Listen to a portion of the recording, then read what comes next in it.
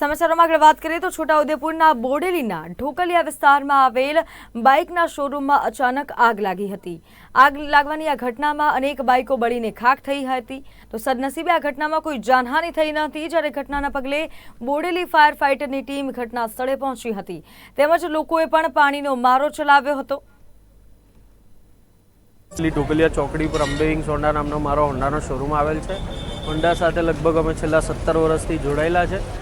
આજે સવારે 5:30 વાગ્યાની આસપાસ હોન્ડા શોરૂમની અંદર આગ લાગતા અમારા પાડોશીનો ફોન આવતા અમે અહીંયા દોડી આવેલ અને જોયું તો ખૂબ મોટા ભાગની અંદર આગ લાગેલી।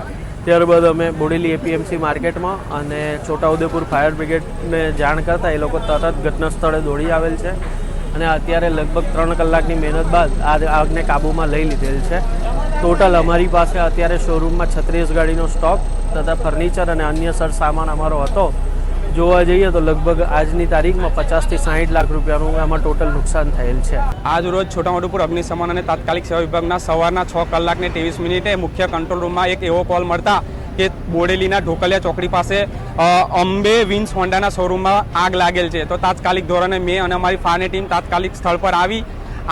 આગ વિકરાળ સ્વરૂપના હતી, પણ જે તે બોડેલીના એપીએમસીનું ફાયર ફાઇટર તેમજ અહીંના લોકલ સ્ટાફની થોડી ફાયર ફાઇટિંગ પ્રક્રિયા ચાલુ હતી, પણ એ લોકોથી આગ કાબૂ ના થઈ। તો તાત્કાલિક અમારો સંપર્ક કરતા અમારી ફાયરની ટીમ તાત્કાલિક સ્થળ પર આવી આગને કાબૂ કરી અને આગને કંટ્રોલ કરેલ છે। હાલમાં આગ કુલિંગ કરી રહી છે। આગ વિકરાળ સ્વરૂપ હતું એને કંટ્રોલ કરી કુલિંગ પદ્ધતિથી આગને કાબૂ કરેલ છે, કુલિંગ કરી રહેલ છે। અને એ જોતા પાછળ આજુબાજુ રિસ્ક જોતા સંગમ હોસ્પિટલ, જે પાછળ પેશન્ટ 6 થી 7 જેટલા પેશન્ટ હતા, એ સંગમ હોસ્પિટલના તમામ પેશન્ટોને સેફ જગ્યા પર રિકવર કરી સંગમ હોસ્પિટલમાંથી આપણે જે ફાયર સિસ્ટમ ફિક્સ ઇન્સ્ટોલ હતી એની જરથી રિલે સિસ્ટમ કરી, તેમજ નજીકના સ્વામિનારાયણ મંદિરમાંથી પાણીને સ્ત્રોત ઓપ્શન ઊભો કરી આપણે ફાયર ફાઇટિંગ કરી આગને કાબૂ કરેલ છે। હાલમાં water cooling system relay system કરી આગને ટોટલ કંટ્રોલ કરેલ છે। બનાસકાંઠાના ધાનેરાના ધરણોધર પાસે